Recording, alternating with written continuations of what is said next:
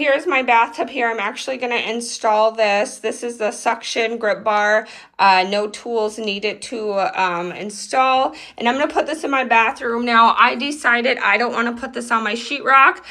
There's still some vinyl tiling right there that was connected to my bathtub. So that's where I'm going to put it, just because it will help me be able to pull when I'm getting out the bath, or if my son is taking a bath and he wants to use a handle or something like that. So you're going to make sure both of these are unlocked here, so they're pulled out and then they're ready for suction. I pulled off the little piece of paper that was on here, so I'm going to put it right in the center here. I'm trying to level it. And you can use, obviously, like a leveler. I'm just trying to eyeball it. I'm going to push it in a little bit, and then I'm going to lock it into place.